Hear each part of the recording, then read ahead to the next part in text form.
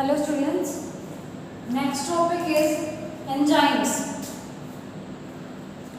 Enzymes की सबसे पहले बात करें क्या होते हैं, क्या करेक्टरिस्टिक्स है। तो first of all enzymes proteins हैं जो कैटालाइज करते हैं एक बायोकेमिकल रिएक्शंस को लिविंग सेल्स के अंदर।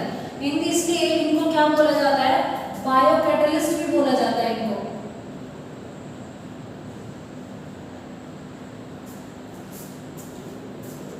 राइबोसोम सर्टेन राइबोन्यूक्लिक एसिड्स होते हैं जो बिहेव करते हैं एंजाइम्स की तरह या कैटालिस्ट की तरह। उनमें वो स्पेसिफिक होते हैं अपने सबस्ट्रेट के लिए, मतलब हर एक एंजाइम कैटालाइज करता है रिएक्शंस को फॉर ओनली वन सबस्ट्रेट, और उनकी कॉन्फ़िगरेशन की वजह से जो एक्टिव साइट पर है प्रोटीन के, ठीक है। तो ये सबस्ट्रेट स्पेसिफिक है, कोई एक एंजाइम उसी स्पेसिफिक सबस्ट्रेट के लिए ही काम करेगा। हर एक एंजाइम को रिक्वायरमेंट होती है एक स्पेसिफिक या ऑप्टिमम pH और टेम्परेचर की। एंजाइम रिएक्शन को एक्सेलरेट करते हैं और एक्टिवेशन एनर्जी को कम करके, ठीक है। एंजाइम्स का काम क्या है, एक्टिवेशन एनर्जी को कम करेंगे और जो रिएक्शन है उसको एनहेंस करेंगे। Second is similarities between enzymes and inorganic catalyst. Catalyst remains unchanged at the end of reaction and they can not be used again. जो कैटलिस्ट होते हैं वो क्या होते हैं, हम रिएक्शन में डालेंगे, वो रिएक्शन को इंक्रीज कर देंगे या एनहेंस कर देंगे और लास्ट में वो एज इट इज बाहर निकल जाएंगे और फिर से वो हम किसी और रिएक्शन के लिए उसको यूज कर सकते हैं। ये इनकी जो रिक्वायरमेंट होती है वो बहुत कम क्वांटिटी में होती है as compare to the substrate. ये रिएक्शन को इनिशिएट नहीं करते लेकिन इंक्रीज करते हैं रिएक्शन के रेट को और लो एक्टिवेशन एनर्जी को लोअर डाउन करके। ये अल्टर नहीं करते किसी भी रिवर्सिबल रिएक्शन के इक्विलिब्रियम को, और ये शॉर्ट लिव्ड कॉम्प्लेक्सेस फॉर्म करते हैं जो सबस्ट्रेट और रिएक्टेंट्स के साथ मिलकर। तो सिमिलैरिटीज देखिए और डिफरेंस देखते हैं, difference between enzymes and inorganic catalyst. तो एंजाइम्स तो क्या होंगे, वो प्रोटीन्स होते हैं जिनका कॉम्प्लेक्स मॉलिक्यूलर ऑर्गेनाइजेशन होता है। लेकिन अगर इनऑर्गेनिक कैटलिस्ट की बात करें, ये यूजुअली स्मॉल होते हैं और सिंपल मॉलिक्यूल्स होते हैं। एंजाइम जो है वो कैटालाइज करता है किसी स्पेसिफिक रिएक्शन को ही, जो अभी हमने बात करा स्पेसिफिक किसी सबस्ट्रेट के लिए ही कोई एंजाइम काम करेगा। लेकिन जो इनऑर्गेनिक कैटलिस्ट होते हैं ये कैटालाइज करते हैं number of reactions and are not specific for any one reaction. किसी एक रिएक्शन के लिए स्पेसिफिक नहीं होते, नंबर ऑफ रिएक्शन को कैटालाइज करते हैं। एंजाइम एक्शन को रेगुलेट कर सकते हैं कुछ स्पेसिफिक मॉलिक्यूल से, जैसे उनकी जो एक्टिविटी है और कन्फर्मेशन है उनको चेंज कर सकते हैं, लेकिन उनको हम रेगुलेट नहीं कर सकते बाय एनी अदर मॉलिक्यूल, ठीक है। इनको कोई रेगुलेट नहीं कर सकते दूसरे मॉलिक्यूल के साथ। अब एंजाइम्स क्या होते हैं, जो बहुत ज़्यादा सेंसिटिव होते हैं, अगर पीएच या टेम्परेचर चेंज हो जाए मीडियम का तो एंजाइम्स आर मोर सेंसिटिव। लेकिन जो इनऑर्गेनिक कैटलिस्ट है वो लेस या not at all affected by changes in pH and temperature, तो उन पर कोई इफेक्ट नहीं पड़ता। Next topic of enzymes is classification. Enzymes का क्लासिफिकेशन जो IUB है, इंटरनेशनल यूनियन ऑफ बायोकेमिस्ट, उन्होंने एंजाइम्स को क्लासिफाई किया 6 क्लासेस में। तो सबसे पहली क्लास है ऑक्सीडो रिडक्टेज। नाम से ही पता चल रहा है इसमें क्या होगा, ऑक्सीडेशन एंड रिडक्शन। इसमें एंजाइम कैटालाइज करते हैं ऑक्सीडेशन को, ऑक्सीडेशन होता है बाय एडिंग ऑक्सीजन या रिमूवल हाइड्रोजन, और रिडक्शन मतलब बाय एडिंग हाइड्रोजन और adding electrons to a substrate. तो इसमें होगा ऑक्सीडेशन एंड रिडक्शन। उसके बाद है ट्रांसफरेजेस। इसमें एंजाइम कैटालाइज को ट्रांसफर करेंगे हम किसी स्पेसिफिक ग्रुप पर एक सबस्ट्रेट से दूसरे पर। Third is hydrolysis. इसमें एंजाइम को कैटालाइज करेंगे हम breakdown of larger molecule into smaller molecules.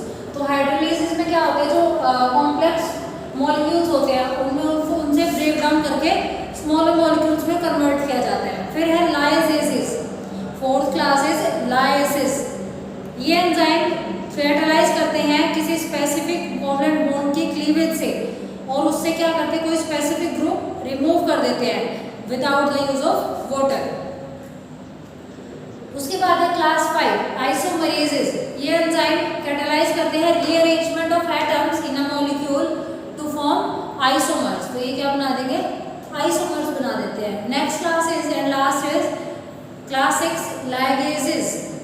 ये एंजाइम कोवलेंट बॉन्ड को कैटेलाइज करते हैं, जैसे carbon oxygen, carbon sulphur, carbon nitrogen, phosphorus oxygen, दो सबस्ट्रेट्स के बीच में, और फॉर्म करते हैं एक लार्ज मॉलिक्यूल जो मोस्टली इन्वॉल्व होता है utilisation of energy by hydrolysis of ATP. तो ये था क्लासिफिकेशन ऑफ एंजाइम्स जो आईयूपी ने 6 क्लासेस में इसको कैटेगराइज किया था। Next and most important topic is enzymes. जो हमने पढ़ लिया था उसके डी पार्ट का, ई पार्ट है उसका केमिकल रिएक्शंस। केमिकल कंपाउंड्स, दो टाइप ऑफ चेंजेस होते हैं केमिकल कंपाउंड्स में। First is physical change and second is chemical changes. जो रेट है फिजिकल या केमिकल रिएक्शन का, उसको रेफर करते हैं हम to the amount of product formed per unit time. Amount of product form per unit time, तो ये क्या हो जाएगा, किसी भी फिजिकल या केमिकल रिएक्शन का रेट। रेट को हम वेलोसिटी भी कह सकते हैं, जहां पर स्पेसिफिक डायरेक्शन होती है रिएक्शन की। जो रेट ऑफ रिएक्शन होता है वो इन्फ्लुएंस हो सकता है टेम्परेचर से, कुछ और भी फैक्टर्स होते हैं। General thumb rule is that the rate doubles और decreases to half for every 10 degree Celsius, increases और डिक्रीजेस रिस्पेक्टिवली। तो यहाँ पर रेट डबल हो जाएगा अगर 10 डिग्री से राइज करेगा, या डिक्रीज हो जाएगा हाफ अगर वो डिक्रीज करता है 10 डिग्री सेल्सियस से। जो कैटेलाइज्ड केमिकल रिएक्शन होती है वो एक मच फास्टर रेट पर प्रोसेस करती है देन द अनकैटेलाइज्ड वंस। ठीक है, अगर वो अनकैटेलाइज्ड है तो वो क्या करेंगी, कम रेट पर मतलब स्लो रिएक्शन होती है उनके अंदर। फॉलोइंग रिएक्शन देख लेते हैं जो हमारी बॉडी के अंदर होती है, वो एक्सेलरेट होती है बाय अबाउट 10 मिलियन टाइम्स। तो इतनी फास्ट होती है। CO2 प्लस H2O, ठीक है, कार्बन डाइऑक्साइड वाटर के साथ मिक्स करके कार्बोनिक की हेल्प से क्या बनाती है, H2CO3, और वापस एनहाइड्रेज की हेल्प से वापस से CO2 और H2O में कन्वर्ट हो जाएगी। उसके बाद है मेटाबॉलिक पाथवेज। मेटाबॉलिक पाथवे एक मल्टी स्टेप केमिकल रिएक्शन है जहां पर हर एक स्टेप कैटेलाइज होता है स्पेसिफिक एंजाइम की हेल्प से। ग्लाइकोलिसिस एक मेटाबॉलिक पाथवे है जो कन्वर्ट करता है ग्लूकोज के एक मॉलिक्यूल को into 2 molecules of pyruvic acid C3H4O3। ये 2 मॉलिक्यूल्स है पायरुविक एसिड के, तो 1 मॉलिक्यूल ऑफ ग्लूकोज का एक मॉलिक्यूल है वो कन्वर्ट हो जाएगा 2 मॉलिक्यूल ऑफ पायरुविक एसिड में। इसमें 10 स्टेप्स होते हैं। ये तो हमने प्रोडक्ट और रिएक्टेंट और प्रोडक्ट दोनों साथ में लिख दिए, लेकिन ये 10 स्टेप्स में कंप्लीट होती है। जो सेम पाथवे है वो नई वेराइटीज ऑफ मेटाबॉलिक प्रोडक्ट भी दे सकता है, 1 या 2 के एडिशनल रिएक्शन से। जैसे हमारे स्केलेटल मसल्स में एनारोबिक कंडीशन होती है तो लैक्टिक एसिड फॉर्म हो जाता है। ईस्ट में जो पाथवे है वो इथाइल अल्कोहल में कन्वर्ट हो जाता है। अब ये जो एंजाइम्स है ये फंक्शन कैसे करते हैं वो देख लेते हैं। अब कोई रिएक्शन टेक प्लेस हो रही है, ये प्रोग्रेस ऑफ रिएक्शन, ये पोटेंशियल एनर्जी इंक्रीज कर रही है। तो ये हमने सबसे पहले देखा ये वाला जो आपको कर्व मिल रही है जिसमें एनर्जी हाई लग रही है, तो तब हमने एंजाइम नहीं डाला होता। एक्टिवेशन एनर्जी ये विदाउट एंजाइम, और अगर जब हम किसी रिएक्शन में एंजाइम डाल देते हैं तो वही रिएक्शन थोड़े से उसमें हो जाती है रेट में, ठीक है। पोटेंशियल एनर्जी कम लगती है, एक्टिवेशन एनर्जी विद एंजाइम। तो क्या कह रहा है कि जो एंजाइम है वो रेट भी फास्टर करता है और एक्टिवेशन एनर्जी को कम कर देता है।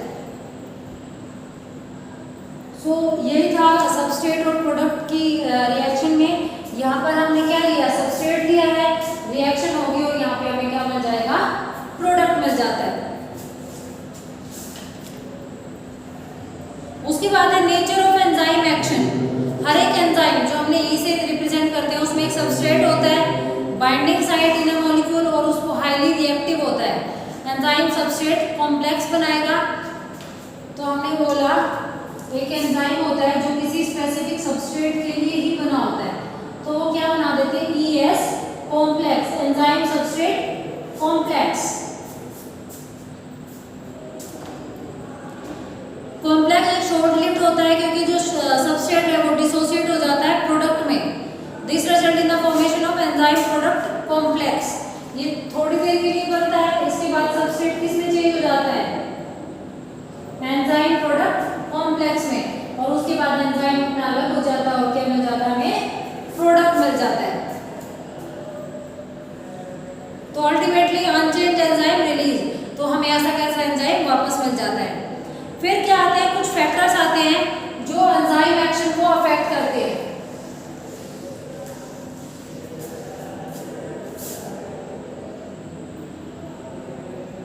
First, temperature.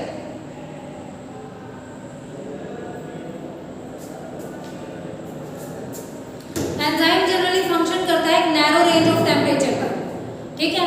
टेम्परेचर जिस पर एंजाइम शो करता है अपनी मैक्सिमम एक्टिविटी, उसको बोलेंगे हम ऑप्टिमम टेम्परेचर।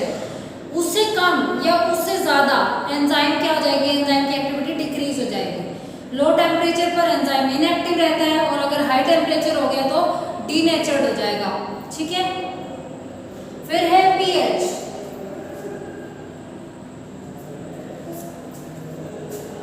हर एक एंजाइम एक पार्टिकुलर या ऑप्टिमम पीएच पर ही काम करता है। अगर पीएच में चेंज हो जाती है तो मीडियम अल्टर कर देगा टर्शियरी स्ट्रक्चर ऑफ एंजाइम और एंजाइम की एक्टिविटी डिक्रीज हो जाएगी। फिर है जो हम स्टार्टिंग में सबस्ट्रेट लेते हैं, तो जो सबस्ट्रेट की कंसंट्रेशन है उससे भी क्या हो जाता है, इफेक्ट पड़ सकता है एंजाइम की एक्टिविटी पर।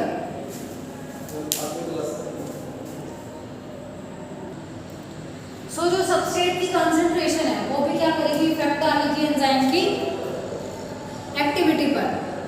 जो सबस्ट्रेट कंसंट्रेशन इंक्रीज होती है तो एंजाइम कैटालाइज रिएक्शन की वेलोसिटी है वो भी इंक्रीज हो जाएगी। लेकिन जब रिएक्शन एक मैक्सिमम वेलोसिटी Vmax पर पहुंच जाएगी जिसके बाद एक्सीड नहीं कर सकते फर्दर, तो जो कंसंट्रेशन है सबस्ट्रेट की उसको राइज करके भी फिर हम आगे फर्दर रिएक्शन नहीं करा सकते। ऐसा इसलिए है जो एक्टिव साइट होती है एंजाइम की वो ऑक्यूपाई कर लेती है सबस्ट्रेट मॉलिक्यूल्स को, मतलब जो एंजाइम मॉलिक्यूल्स फ्यूअर होते हैं सबस्ट्रेट से। अब क्या होता है कि हमारे पास 10 एंजाइम है और 10 ही सबस्ट्रेट है तो रिएक्शन बिल्कुल हायर होगी, बिल्कुल फास्ट होगी। लेकिन हम क्या करें, सबस्ट्रेट की कंसंट्रेशन 15 कर दें और एंजाइम्स तो 10 ही रहेंगे, तो उसकी एक्टिव साइट जो है एंजाइम्स की वो सारी की सारी फेल हो जाएंगी, किसी सबस्ट्रेट के साथ वो बाइंड नहीं हो पाएगा।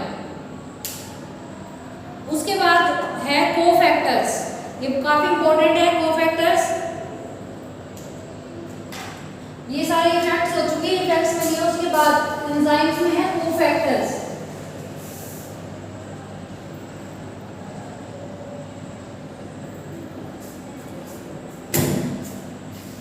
एंजाइम्स में भी सिंपली एंजाइम्स जो बने होते हैं एक या एक से ज्यादा पॉलीपेप्टाइड चेन से।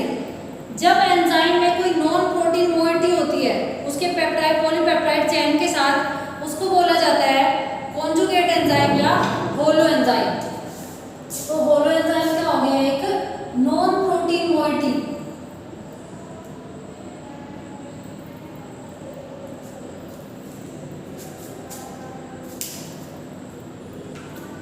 और जो प्रोटीन मोइटी होती है किसी कॉन्जुगेट एंजाइम की उसको बोलेंगे हम एपो एंजाइम।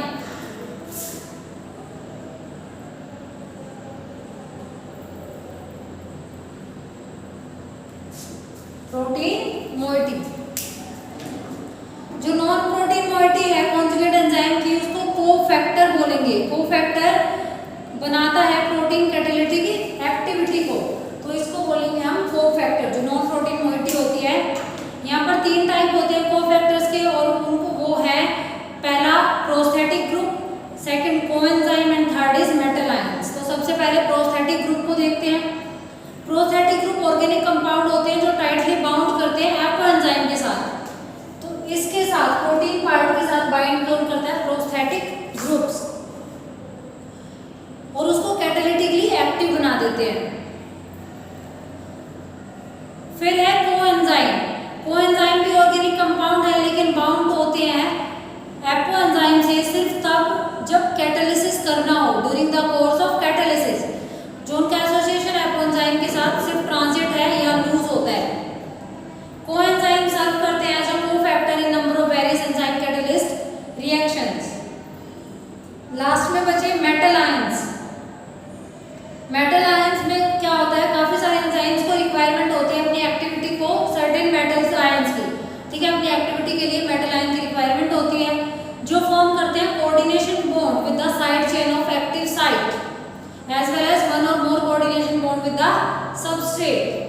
ठीक है, तो क्या होता है काफी सारे एंजाइम्स को अपनी एक्टिविटी के लिए मेटल आयंस की रिक्वायरमेंट होती है। सो इसी के साथ आपका चैप्टर बायोमोलिक्यूल्स कंप्लीट।